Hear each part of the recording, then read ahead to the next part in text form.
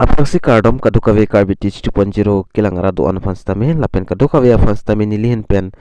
rong ter karkli kardom pajrik lo kardom lapen pinia bangke nangli tumpanili labang so video long nang thani to bangke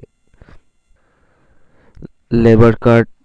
kaslam ningya puthak mate online registration puthak se nili nangli tumpan nang than pachini ponekpo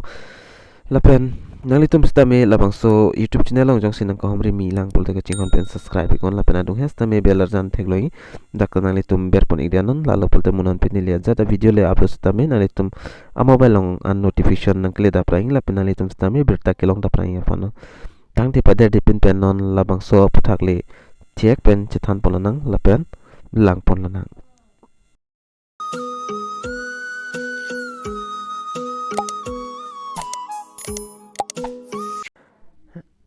apply play aprang nali tum phanili dak penang than pachini pon ikpol labor card long kopi piale sinali tum kelong igima labang saputha nali tum phanili nang than pachini pon ikpo aprang sinali tum dak pen educational assistance dak ale long pon pola pen dead benefit ta long pon igi lapen health checkup lapen medical assistance lapen marriage assistance lapen cash reward lapen stipend to eligibility trainers la santa long poni lapen maternity assistance la anali nalitum dak la labor card semar loptel anali nalitum dak pen long ponik po asika apply nei non a process banili non thiek penalitum han nam peklang pon ikpo approximately tum labang so video description along stami ke apply link bang long igi halabang so link long nalitum bear pens tami nil nampek lapen nang litum mathing nus tame labang son lason arja nang litum mathing nus tame nang chiklang igi dak lapen nang litum stame dak lar dak pun thek pon long po construction worker registration form no labang ke nang litum jong si apply elo pulte ladak re na nang litum check status pudi labang so dim ber pen nang litum application id ber pen nang litum dak status bang chilang ikmelo na accept ma mate accept se ma labang ke lalo lapenon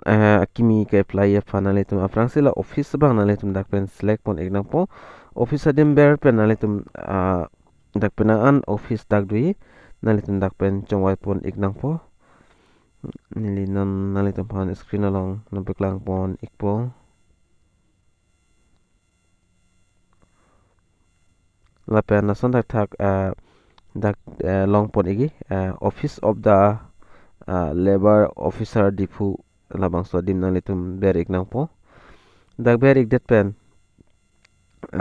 men pen sike apply ma labang so abang pu mate abang phia men nang litum dak tok don ik nang po lapen husband lapen father name nang litum dak pen tok ik nang po jong si arlo sopi mar polte alang mi thang a he masor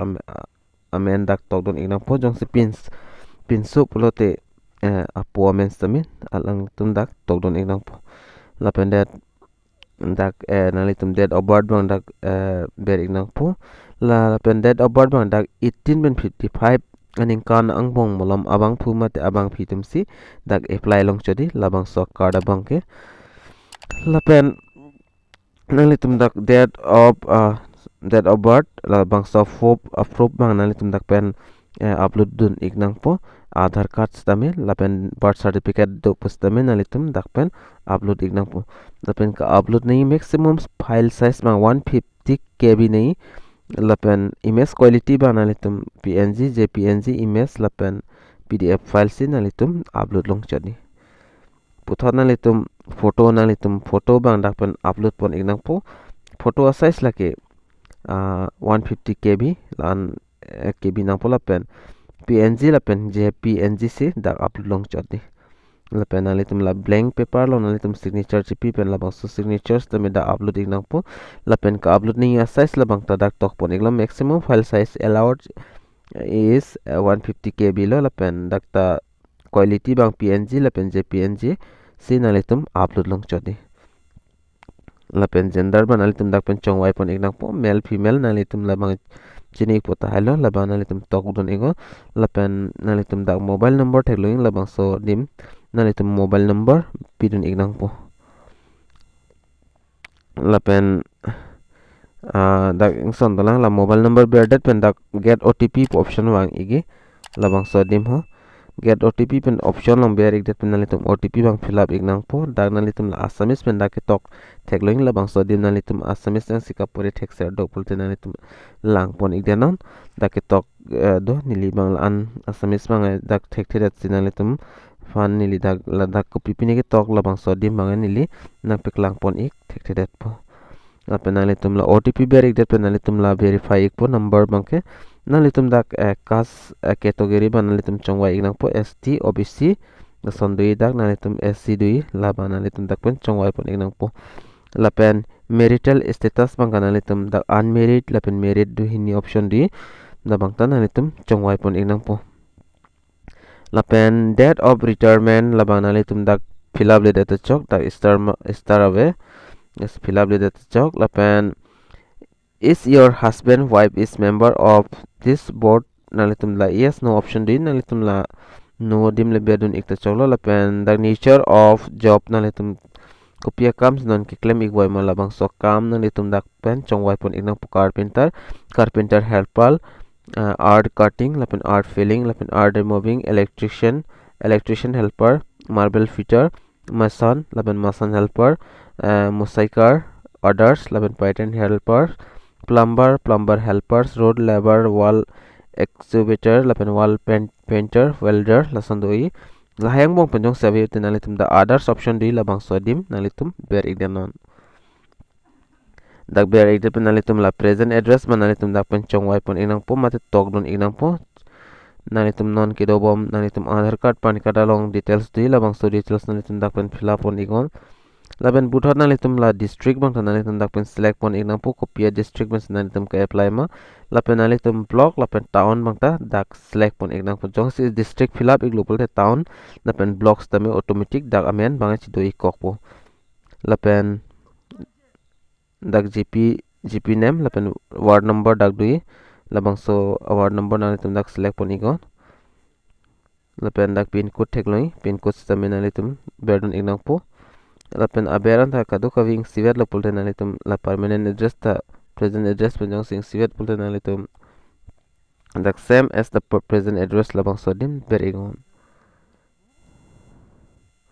lapen bank account number lapen bank name laban nalitum kladak pendak fill up dun ignang po lapen IFC code lapen bank branch amen laban nalitum dak pen fill up dun ignang po lapen nang litum bank passbook page bang first page pa nalitum dak uthai ignang po bank passbook al bang photo click se lapen photo size ba nilim amotanam thaniglo 150 kb lapen only png lapen jpng file sinalitum dak pen upload ignang po la bank passbook bangke nalitum photo capture se upload ignang po lapen nalitum da Aadhaar number bang dak kipidun kinang salo Aadhaar number pidun igol lapen Aadhaar card copy nalitum Aadhaar card dak upload ignang po lapen voter id nalitum dak pen voter id stamin nalitum pidun ignang po lapen photo ka upload ni size slide total bang nili dak nang than pon ikthala lapen jong nalitum Ayushman Bharat card do pulote nalitum lai hini yes no option nalitum beringo jong se Ayushman card do pulote nalitum yes ber do no abi pulote nalitum no ber dun igo stami do cox stami nalitum ppd sikimi dak no long le ber dun igon lapen employer name labang nalitum optional labang pidun ta chok pp ta chok lapen employer address nalitum lata optional lon nalitum tok dun ik ta chok tok te ta chok lapen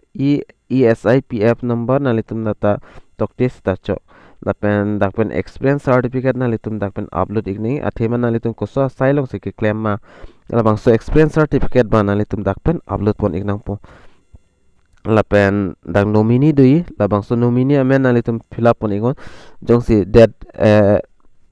benefits nalitum any pulte mo fit kilong joy ki pan jong si non koma fan si nominee pipon ma labang so nominee bang ke mo non ka apply abang puno abang pino chiwai alo pulte nalitum ada non laki pidon anomini fan si dak long iglok po lalo bahini fan pipon me dak nalitum thekloi screen alo dak plus icon dolang labang so dim ber pen stame nalitum puthot ako fill up thume nominee men nalitum pinang po lapen ko an ma dak share ka ans ali ki pima labang nalitum tok example lapen age lapen relationship ko pisiga che poma lapen address lapen dak photo bang nalitum upload dun vek nang po lalo lapen ingsidak nomination form copy nalitum nomination form copy bangke konat pencil loing ma pulte labangso copy nalitum la print puthek loing labangso dim nalitum berigo dalo pulte nalitum a copy la nomination of form nalitum download ikpo je download ikpo labangso form nalitum print out ikdat nangpo dak fill up nangpo lapen puthot nalitum labangso dim wangsi dakpen upload pon ik nangpo lapen registration form copy labang ta registration form copy ta nalitum dak print blank registration forms ta medui labang so registration forms ta nalitum upload fedak fill up ponang po dapen dak upload nang po lapen amo nili nang ke than hola bang so OTP la get OTP long ber igon lapen OTP nalitum labang so dim fill up igon fill up ik det pen nalitum nilang thantu ikpola pen dag nut do angsi nalitum la pang kechin nei kedang satlo submitting false information to a government office in a punishable offense la sidak toklo nalitum la jong si choklim le la information jong si dak pen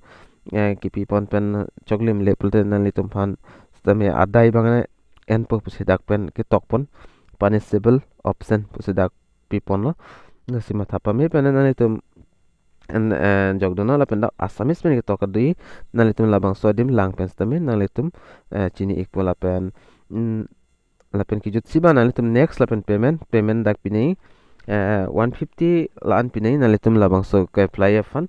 la pen dak nalitum payment pinang pun net banking la pen debit card credit card google pay phone pay pen nalitum pigon la pi ikdet lo pulote nalitum acknowledgement number long po